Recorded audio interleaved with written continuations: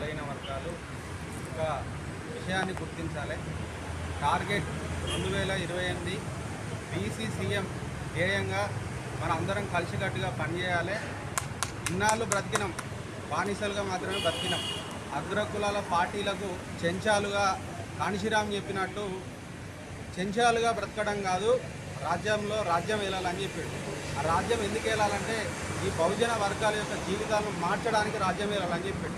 కాబట్టి target 28 BCCM లక్ష్యంగా కొండా లక్ష్మణ్ బాపూజీ గారి వర్ధంతి సందర్భంగా మనందరం అని స్ఫూర్తిగా తీసుకొని ఉద్యమాన్ని చేయాల్సినటువంటి సందర్భం కూడా ఆసన్నమైందని తెలియజేస్తూ మరొక చిన్న విన్నపం, ఈ తెలంగాణ బీసీ యువతకు ఒక చిన్న విన్నపం ఏంటంటే 90 ఏళ్ల వయసులో కూడా బాపూజీ గారి ఈ సమాజం కోసం పనిచేసాడు.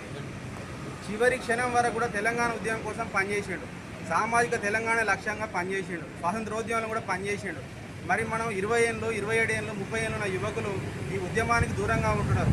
కాబట్టి బాపూజీ గారి వర్ధంతి సందర్భంగా నేను అందరికీ అప్పీల్ చేస్తున్నా, కదలి రండి, రాజ్యం కోసం ముందుకెళ్దాం.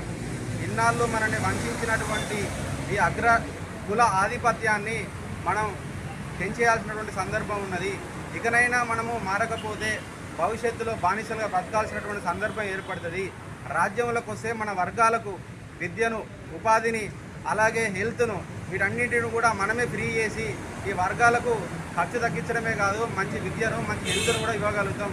మనం రాజ్యాధికారంలో రానంత వరకు మన జీవితాలు బానిసత్వంగానే మిగిలిపోతాయని తెలియజేస్తూ కొండా లక్ష్మణ్ బాపూజీ గారి వర్ధంతి సందర్భంగా తెలంగాణ రాష్ట్ర ప్రజలందరూ ప్రతి ఒక్కరూ మీ గ్రామంలో, మీ వాట్సాప్ స్టేటస్లో వారి గురించి, వారి ఔన్నత్యాన్ని గురించి ప్రమోట్ చేయాల్సిన బాధ్యత మనందరిపైన ఉందని తెలియజేస్తూ తప్పకుండా వారి ఆశయ సాధనలు మనం కొనసాగించాలి.